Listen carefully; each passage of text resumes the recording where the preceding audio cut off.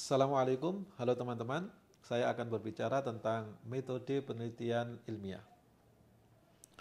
Metode penelitian pada dasarnya adalah cara ilmiah untuk memperoleh data yang memiliki tujuan dan kegunaan tertentu. Dalam metode penelitian ini terdapat 4 kata kunci utama yang perlu diperhatikan. Cara ilmiah, data, tujuan, dan kegunaan. Pertama, cara ilmiah. Cara ilmiah berarti kegiatan penelitian didasarkan pada ciri-ciri keilmuan, yaitu rasional, empiris, dan sistematis. Rasional menunjukkan bahwa penelitian dilakukan dengan cara-cara yang masuk akal dan dapat dijangkau oleh penalaran manusia.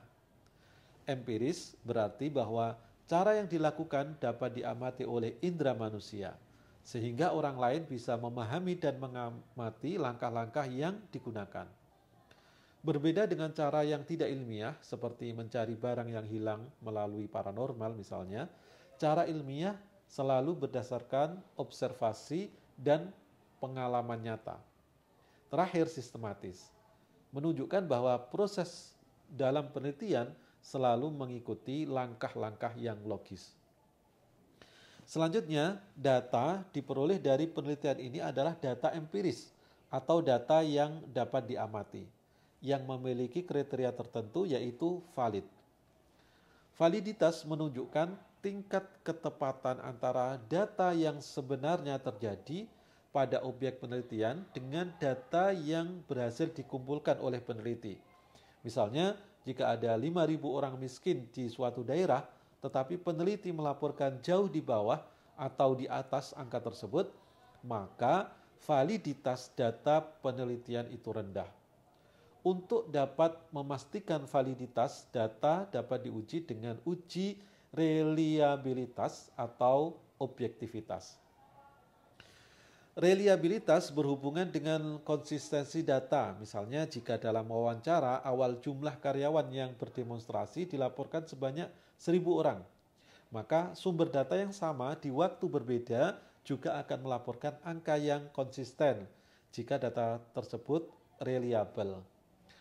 Objektivitas berhubungan dengan kesepakatan antara individu. Bila sebagian besar orang menyetujui bahwa jumlah karyawan yang berdemonstrasi adalah 1.000 orang, maka data tersebut dianggap objektif. Namun perlu diperhatikan bahwa data yang reliable atau objektif belum tentu valid. Misalnya, jika seseorang konsisten mengatakan bahwa mereka pulang malam karena rapat, padahal sebenarnya tidak ada rapat. Data tersebut terlihat reliable, tetapi tidak valid. Begitu juga dengan data yang disepakati oleh mayoritas, misalnya kelompok yang 90% menyatakan bahwa si A adalah pencuri, padahal yang benar hanya 1% yang menyatakan bahwa si A bukan pencuri. Data tersebut terlihat objektif tetapi tidak valid. Selanjutnya, setiap penelitian memiliki tujuan dan kegunaan tertentu. Secara umum, tujuan penelitian ada 3, yaitu penemuan, pembuktian, dan pengembangan. Penemuan berarti data yang diperoleh benar-benar baru, yang sebelumnya belum pernah diketahui.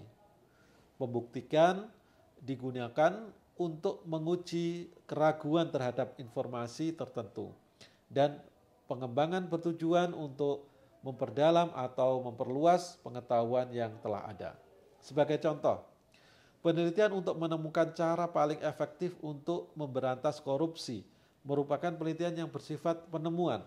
Sedangkan penelitian yang bertujuan membuktikan apakah insentif dapat meningkatkan prestasi kerja termasuk penelitian yang bersifat pembuktian. Sedangkan penelitian pengembangan dapat berupa studi yang mengembangkan sistem pemberdayaan masyarakat yang efektif dan lain sebagainya.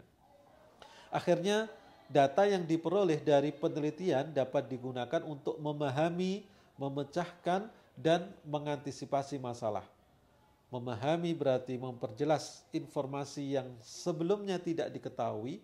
Memecahkan berarti mencari solusi untuk meminimalkan atau menghilangkan masalah.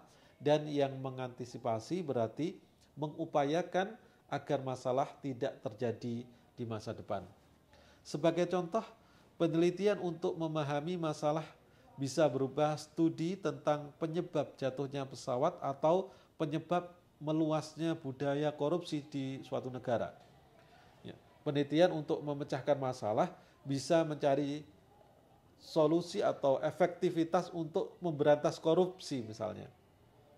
Sementara penelitian untuk antisipasi masalah bisa berupa penelitian untuk mencari cara agar korupsi tidak terjadi di pemerintahan yang baru. Ya, itulah dasar-dasar dari metode penelitian ilmiah. Dengan memahami konsep ini, kita bisa menghasilkan penelitian yang lebih akurat dan bermanfaat bagi masyarakat. Semoga video ini bermanfaat dan jangan lupa like, komen, dan subscribe. Assalamualaikum warahmatullahi wabarakatuh.